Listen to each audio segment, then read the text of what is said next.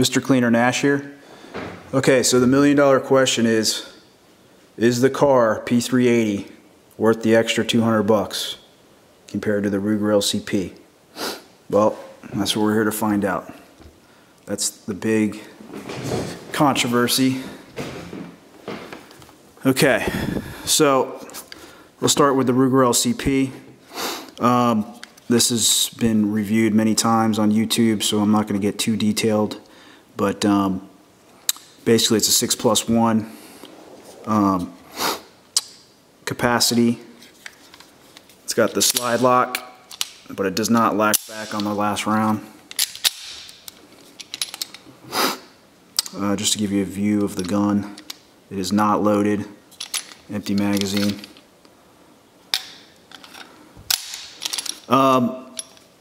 You know, when Ruger came out with this redesign, basically the Kahr P380, they kind of, upgraded it with the molding on the polymer frame, and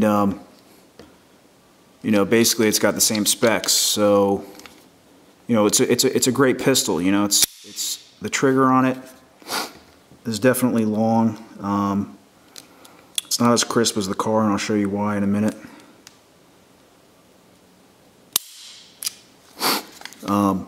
But obviously it's a very popular, proven pistol, and I don't have too many gripes about it. But when it comes to what I carry, I'm very picky regarding that, and I have to have something that I trust with my life and that is quality. So for me, an extra 200 bucks.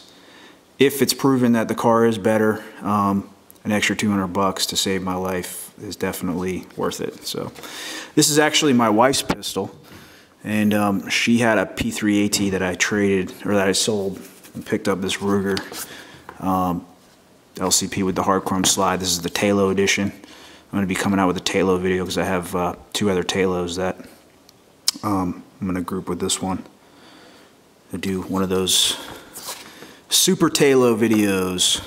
This is a DeSanti Superfly pocket holster. I've reviewed this a few times in my videos. This is empty. It's got the Pachmayr grip.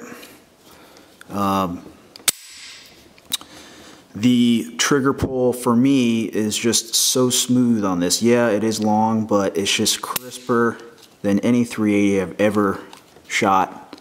It holds open on the last round. So you have, for the range, it's more convenient when you're changing mags, just popping it down. It's got the Lothar-Walther barrel, which is a higher grade barrel than Ruger. So, it's got real sights. It's got bar dot combat sights. You match it up, dot the eye. So it definitely is, for me, is a lot more comfortable. And for some reason, when I shoot this Ruger after 50 rounds, there's not much cushion, and just right in the palm of the hand here, between the thumb and the index finger, it just hurts, man. I mean, and it's not even because there's bad recoil. It's just there's nothing to really insulate that, The Kahr, on the other hand, is just, for me, is a lot more comfortable, and it's just a better built quality firearm. So also, I wanted to take this down real quick and show you why it's better quality. The internals are better quality. So let me go ahead and do that. Pop this out. The thing about the Kahrs is you match up these two lines, pop this side out. Sometimes you have to do it with a flathead. Pops right out just like that. So it's pretty similar on the takedown as the Ruger. Let me go ahead, so I'm not tearing up my dining room table here. Move this mat over.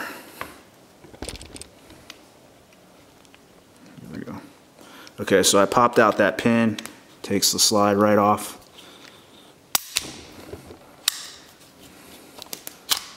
Just like that. Basically, let me go over this and then I'll take the Ruger down. Okay, people have said, well, it's polymer frame on metal with the Kahrs. It's actually incorrect. If you want to be factually correct here, the steel frame is actually molded into the polymer. If you see these steel frame pieces right here, it's actually molded into the polymer. So people might think that, oh, well, it's steel frame on polymer, but it's definitely, there's definitely some steel in there. Otherwise, it would just chip away and eventually just, for me, I would think that it just wouldn't function after a while. So, you know, basically, let's take down this, the spring and guide rod. It is a double spring. It's a spring within a spring.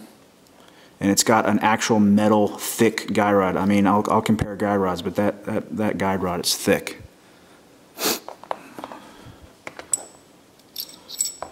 Here's the barrel, Lothar Walther barrel. Very high grade. It's a little bit dirty right now because I've shot it at the range and I need to clean it.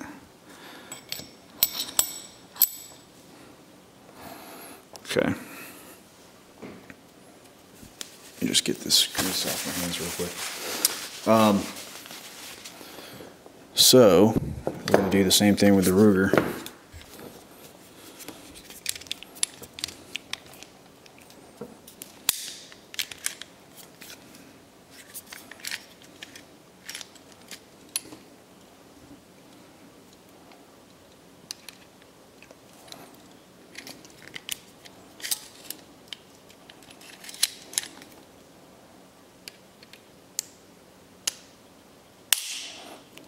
Pin just pops right out. Slide pops right off. Okay. Take the mag out. Okay. Well, the Ruger looks like it's mostly polymer. There's not too much steel in there, as you can see.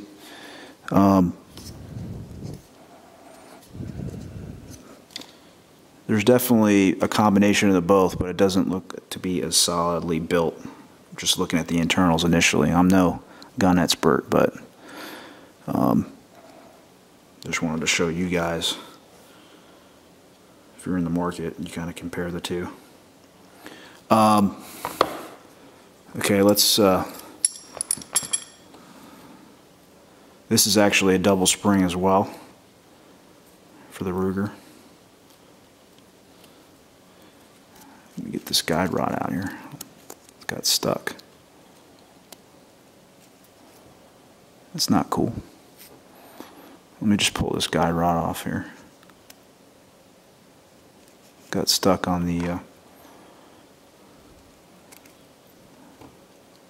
spring. This internal spring got stuck on the guide rod for some reason. That's weird. Anyway, I'll have to fart with this later, but just look at the comparison between the two and you'll see. Although Ruger does have a metal guide rod, unlike the Kel-Tec, it's a lot thinner in diameter, as you'll see. And let's take a look at the barrel difference here. It's not a high-grade barrel. There is some rifling in there. Not as much.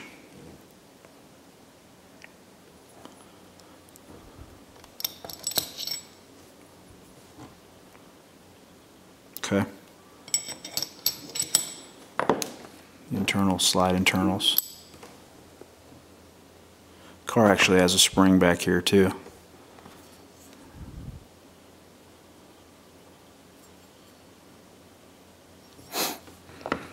Pop this back in here.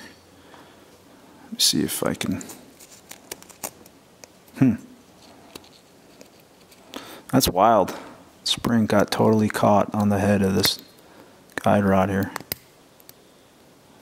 That's crazy. Anyway, I'll forward it later. So let me start putting this back together here.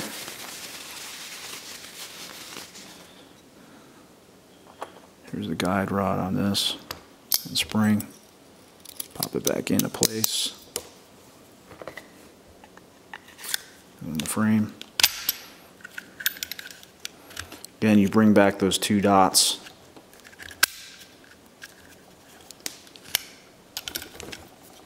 The cars are really tight, and this is a new gun, so bear with me.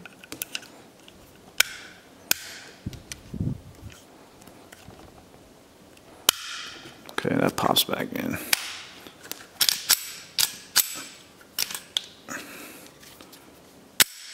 Okay, it's working good. All right. So that's back together, and let's see if I can work some magic on this so I don't have to edit this video. I hate editing videos. I try and just do it in one take. There we go. Beautiful. Beautiful. I might have to switch this. It's a small end. Wow. This is like a brand new gun, and you'll see that the spring on the end has widened itself. And when it gets too wide, it goes too far around the guide rod. That's not really too good, is it? It's a brand new gun too. Okay.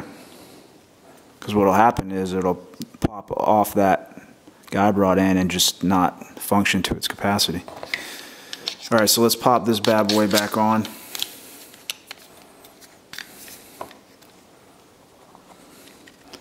Gotta match up with the low light that I have here. Gotta match up the circle.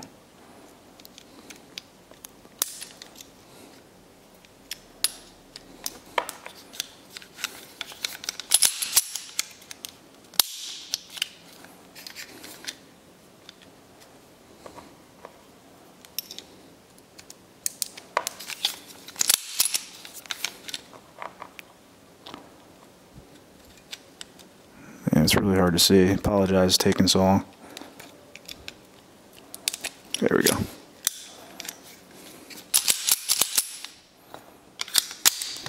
Alright. So, as you'll see with these two popular pistols, pocket pistols, they're pretty much about the same size. I'm not going to get into too detail. They've been hammered to death here, but it is my personal opinion, because I'm not a gun professional. I don't claim to be. The Kahr is worth $200 as far as the extra quality.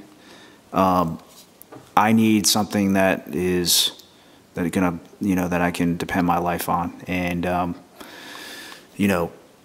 both guns have been proven reliability, but I just need something a little bit higher quality, is what I'm trying to say. I'm not trying to knock Ruger at all. It's a great little pistol. I bought it for my wife. She likes it. Just for me, I just like something, especially with the ease of sights and slide lock, a cleaner trigger, a higher grade barrel. Those features to me are worth the $200. So that's my conclusion. I'm sure opinions may vary, but I wanted to give you my perspective, and hopefully I've answered some questions. Take care.